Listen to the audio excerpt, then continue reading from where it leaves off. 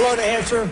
I'm Rick Santorum. I served 12 years representing Pennsylvania in the United States Senate, but I also have substantial executive experience making the tough decisions of balancing budget and cutting spending. Karen and I are the parents of 7 children. Senator Santorum, you said you have executive experience as well as your Senate experience. Governor Pawlenty laid out an economic plan, a lot of tax cuts in that plan. Some economists said he had some unrealistic expectations, that he said you could grow the economy 5% a year, then 5% a year, then 5% a year. Do you believe that is possible, or is that too optimistic to be to the American people who want help but don't want to be misled? Yeah, I think we need a president who's optimistic, who has a pro-growth agenda. I'm not going to comment on 5% or 4%. What we need is an economy that's unshackled. And what's happened in this administration is that they have passed oppressive policy and oppressive regulation after Obamacare being first and foremost. The oppressiveness of that bill on businesses, anybody that wants to invest to get any kind of return, when you see the regulations that are going to be put on business, when you see the taxation, throw on top of that what this president has done on energy. The reason we're seeing this second dip is because of energy prices, and this president has put a stop sign against oil drilling, against any kind of exploration offshore or in Alaska, and that is depressing. We need to drill, we need to create energy jobs, just like we're doing, by the way, in Pennsylvania, where we're drilling 3,000 wells this year for gas, and gas prices are down, natural gas prices are down as a result. How can you convince me and assure me that you'll bring a balance and you won't be torn to one side or the other from any faction within the party? You have to have a balanced approach to governing to solve our serious problems. Senator Santorum, let me let you go first on that one. Well, if you look at my record, I'm someone who's actually accomplished a lot on big issues. Take, for example, welfare reform. I was in the United States Senate, and actually at the direction of Newt Gingrich, I was on the Ways and Means Committee, and I drafted the Contract with America welfare reform bill. It was considered this extreme measure. Well, that extreme measure, we ended up winning an election and getting those seats, and that was now the starting point. And I managed that bill in the United States Senate because I cared about the dignity of every person. I didn't believe that poverty was the ultimate disability. I believed that people could work and they could succeed. And we brought people together. I got 70 votes to end a federal entitlement. To end a federal entitlement, which was what Paul Ryan's proposed for Medicaid. He's proposed for food stamps. He's proposed for other welfare programs. We did it. We set the template, and I led and got bipartisan support to do it. Can I ask you quickly, that wasn't addressed part of the question, but are you concerned at all about the influence of the Tea Party? Not at all. I think the Tea Party is a great backstop for America.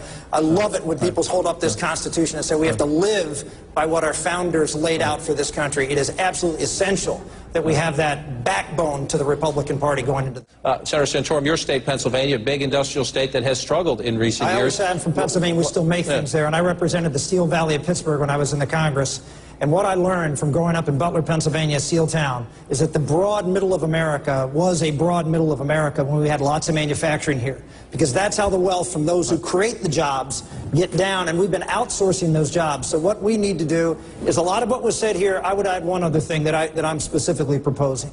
We need to cut the capital gains tax in half, which others proposed. But for manufacturers, we need to give a 5-year window where we cut it to 0. We want to encourage people to set up jobs here in America. Take that R&D credit, make it permanent, take that innovation, and then invest that money here to create that broad middle of America and have that wealth really trickle down. Or that. I give them a choice. These are not serious political issues. It's just to show a little bit of the personal side of our candidates. Senator Santorum, I want to start with you. Thank you. Of course. Leno or Conan? Probably Leno, but I don't watch either. Sorry.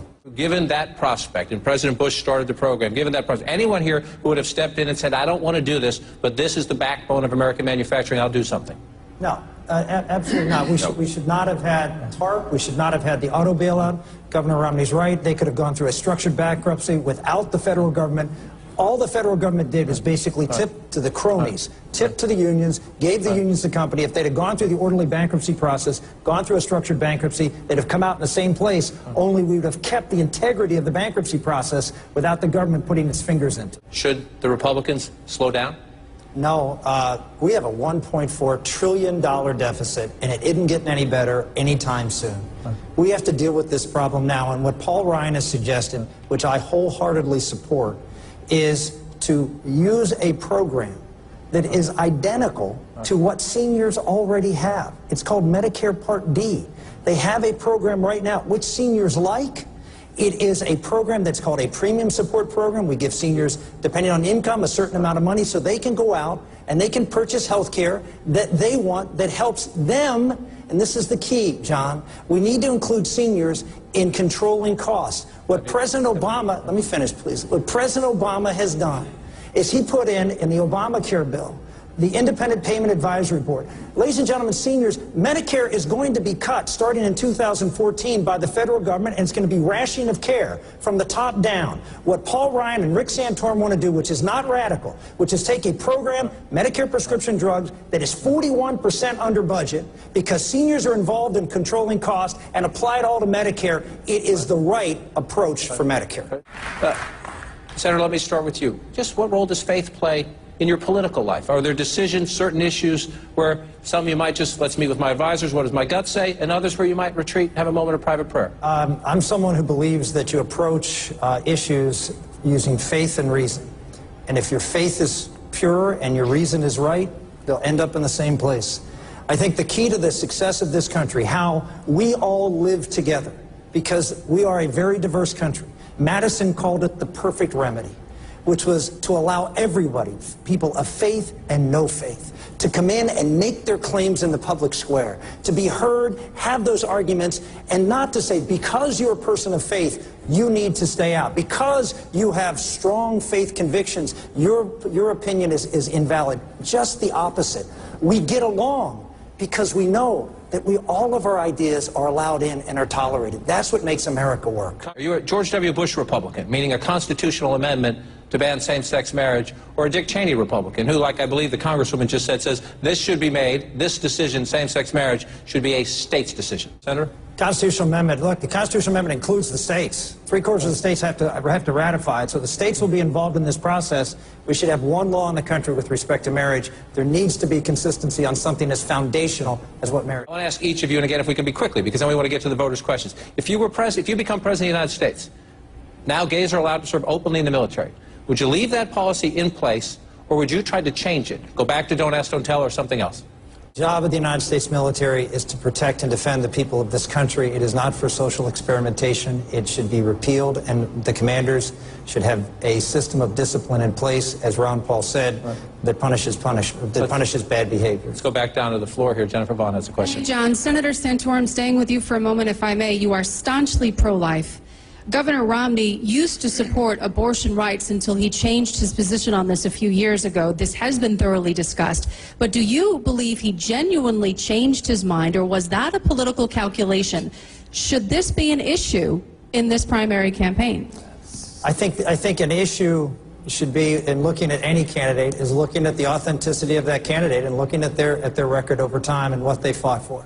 And I think that's a factor that should be determined. You can look at my record. Not only have I been consistently pro-life, but I've taken I've not just taken the pledge, I've taken the bullets to go out there and fight for this and lead on those issues. And I think that's a factor that people should consider when you look, well, what is this president going to do when he comes to office? A lot of folks run for president as pro-life, and then that issue gets shoved to the back burner. I will tell you that the issue of pro-life, the sanctity and dignity of every human life, not just at birth, not just on the issue of abortion, but with respect to the entire life, which I mentioned, welfare reform and the dignity of people at the end of life. Those issues will be top priority issues for me to make sure that all life is respected and held with dignity. I would like to know how you, as a president, plan to prevent illegal immigrants from using our health care, educational, or welfare systems.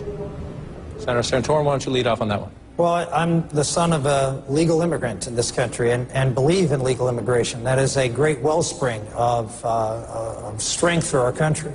But we cannot continue to provide, the federal government should not require states to provide government services. And I have consistently voted against that and believe that We are, unfortunately, my grandfather came to this country, I announced in Somerset County. He didn't come here because he was guaranteed a government benefit. He came here because he wanted freedom. And I think most people who come to this country, certainly all the people who come here legally, want it because they wanted the opportunities of this country. And that's what we should be offering. We should not be offering to people, particularly those who broke the law to come here or overstayed their visa, we should not be offering government benefits. We got a question for Senator Santorum.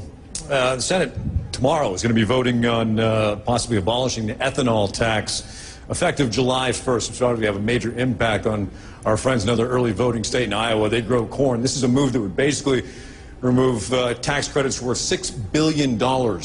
Question to you is, do you support abolishing? Yeah, he proposed that we can phase out the ethanol subsidy, which is the blender's credit, over a 5-year period of time. I also proposed, as part of helping them in that transition, one other thing, I also phase out the tariff on ethanol coming into this country over that 5-year period of time. One of the issues for the ethanol industry is distribution network, so I would take half of that credit every year, 4.5 cents, and use it to help expand distribution for E85 in other areas of the country. And that all would be shut down in 5 years. And I say that because I think the ethanol industry, I voted against ethanol subsidies my entire time in Congress. But I will tell you, the ethanol industry has matured greatly, and I think they are actually capable of surviving and doing quite well going forward under that plan. I support the U.S. military, but frankly, we are in debt up to our eyeballs.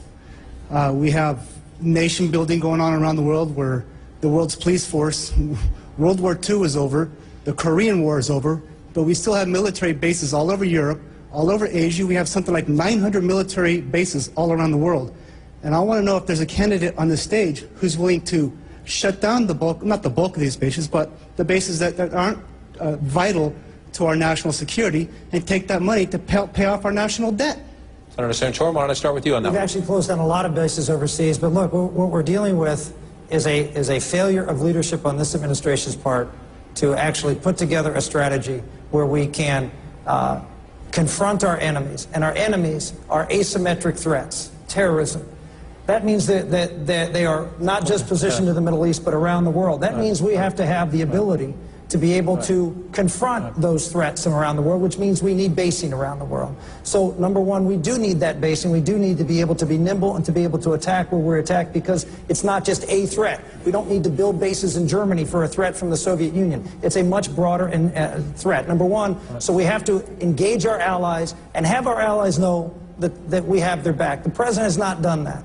He has done everything he can, whether it's Israel or Honduras, or whether it's Colombia, or whether it's the Czechs, the Poles. He has turned his back on American allies, and he has embraced our enemies. Our enemies no longer respect us, our friends no longer trust us, and we have a foreign policy that, unfortunately, now we're probably going to need more of a presence because we have created such a vacuum. Thus, all of the contingency operations that you're seeing here as a result of America's fecklessness in dealing with the threats that confront. I think that what Herman said, we got a great field of candidates. I was very impressed by what I heard. I hope everybody else was. These are folks who answered the questions that were asked of them and did it very directly.